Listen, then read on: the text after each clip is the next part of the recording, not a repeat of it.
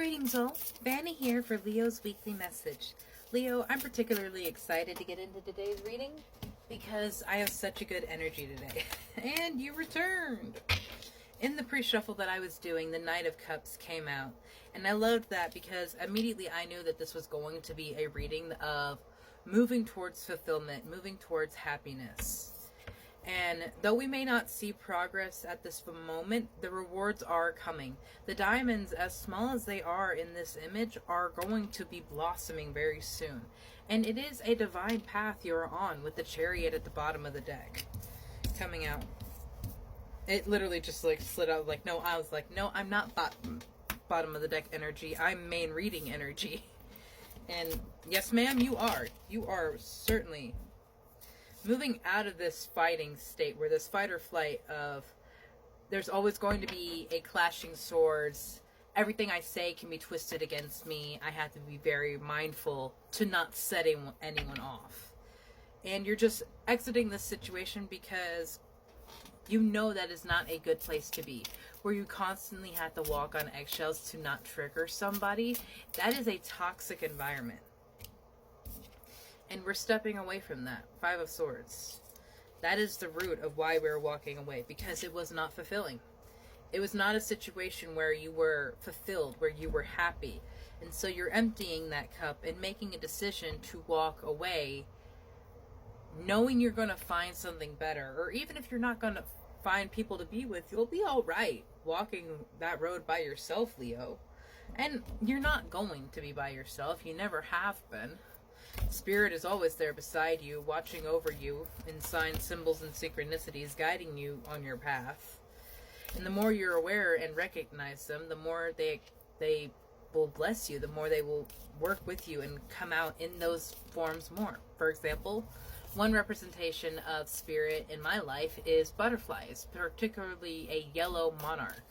Because where I live in South Carolina, they're always about, but there's always seems to be one fluttering around my house and me whenever I go out. And I always recognize butterflies as like my grandmothers, my aunts, female ancestors watching over me, and similarly dragonflies are male ancestors. So the imagery of butterflies and dragonflies in other places invokes a certain response in me, and these are ways that I speak to my spirit team. So Leo, what are ways that you speak to your spirit teams? It could be something that like your grandfather really loved old watches, and anytime you see an old watch you get nostalgic, or you see the hands on the clock of like a proper analog clock, not a digital one, and it's just like it's at a certain time, and he said like, oh, at that time I proposed to your grandmother, or something with that.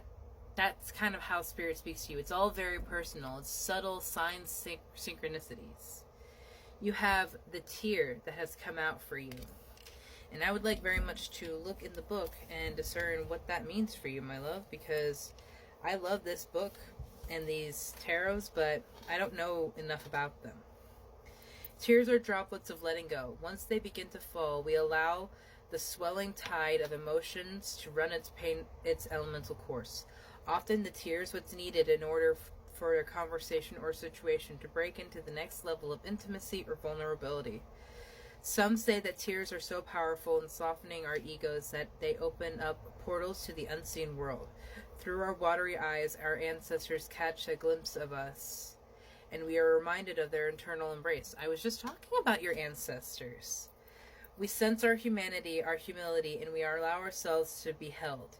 It's likely that this card appears that there is a grieving yet to do, a sinking down into disappointment or despair that, once acknowledged, will bring a simmering of clarity to our dewy eyes. Yeah, this fighting, this unhealthy, toxic situation, it could be rooted to traumas, things that we haven't looked at in a very long time. If you are the kind of person that doesn't allow yourself to cry, thinks it's weak to cry, or it's not manly to cry, that's a toxic mentality. You are a human being, my love. You feel the full breadth of human emotions. And that means sometimes you need to cry. In the Divine Abundance deck, the grief card states, tears are what happens when the ice of the heart melts. And I always look at it and it's a reminder to me, because I myself have a hard time crying and releasing those situations, being that vulnerable, opening myself up to that weak point. So I absolutely understand your pride is too strong to get to that point, but it is toxic to be hanging on to all of that anguish, that fear, that regret, that trauma. It's why you feel like your blessings are not big enough, or why you feel like you will never be receiving them. You have the Vessel and the Lover that have come out for you as well. Now give me a moment to discern those. Immediately, I love the Vessel, and it is going in alignment with the Three of Cups in reverse and the Knight of Cups. That was such a root in your reading.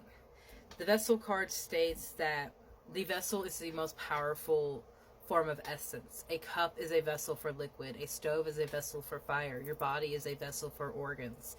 Even the planets themselves are in a vessel of an elliptical. There is a time for stability and structure, the way things were held, and then there is a time for them to fall apart, be shattered, and release, so things may be repaired, reformed, or started anew and completely. And it is for you to decide what that is in this moment. And the Lover I have thumbed over here, and before I even start reading into that, I feel like you may have been walking away from a marriage with this. And like that, the vessel of like, this is home, this is structure, myself, my partner, our children, our home. Though that is no longer the situation, and to embark upon your own journey, to embark upon your own new odyssey, to find what new vessel will you claim and fill up, what goes into that vessel. With the Lover energy, the swans, they mate for life. And in this instance, I feel like you have lost that love. You have lost that connection. That swan that you once knew is not the one that is there now. And there is no grief for this relationship. There is no grief for this release anymore. The Lover's lingers in foreplay, aroused not by getting there, but by the slow merging of self and other. This energy is usually experienced for short periods of time, and in order to feel it, we must be present and awake with no expectations or rules on what should be. Rather, the Lovers is in awe of what the world presents, reveling in glorious detail, grateful to savor every last drop of life's offerings. You are moving into a new phase, and one where you will be enjoying a different brew of a sort. The relationships, the conditions that was held upon love, that was held upon the relationships in the past, are falling to the side, because you're not going to even be entertaining that kind of relationship, that kind of love, and not love, because it's certainly not love. To be putting conditions on that, to be putting requirements and rules, regulations, that is not love. That is a controlling, toxic relationship. And Leo, you deserve so much more than that. And it might mean embarking on a journey to walk by yourself for a long time, because you have to find out who you are outside of that engagement, outside of that relationship. Who am I outside of these attachments? And that is going to be difficult for some, because so much of who you were was attached to that attachment. And now that it is not there, you have to sort of restabilize yourself. And you might be struggling with that right now, Leo, but it will settle, my love. The dust will clear, and you will find something that you are truly happy with. Have a beautiful day, Leo.